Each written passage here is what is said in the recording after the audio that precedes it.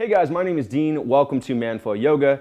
In this quick video, I give you a short but in-depth tutorial for the runner's lunge twist. Your runner's lunge twist starts from a runner's lunge. So your right knee is over the ankle in your front foot. Take a big step back with your left foot and try to make a straight line from your back heel to the tip of your head. Make sure you're squeezing your left knee, or squeezing the left thigh to lift the back knee and keep that line straight. From here, roll back your right shoulder. Start to open up your torso to the outside and then extend your right arm up toward the ceiling. As you inhale, you're going to pull the top of your head forward. As you exhale, roll back that right shoulder. Make sure that your hips stay square here. So you're not going to let your hips go way out to the right.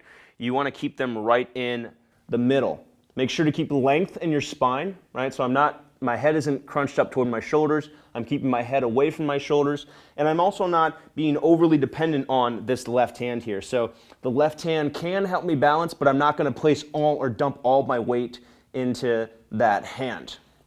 I want to hold this for at least 30 to 60 seconds. And if I want to, I can close my eyes or lift my hand away from the ground to make this more difficult, or add a balance and more of a core strength element to this. Again, make sure to do it on both sides and hold for 30 to 60 seconds. For more information on this pose, make sure to head to the link in the description below.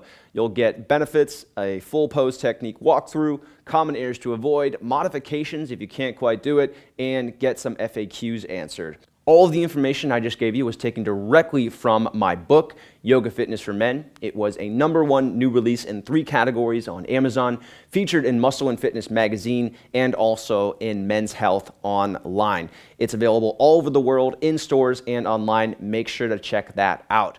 And also, look at the rest of this page. We've got a full pose walkthrough, benefits, modifications if you can't quite do the posture yet, common errors to avoid, and also some answers to common frequently asked questions.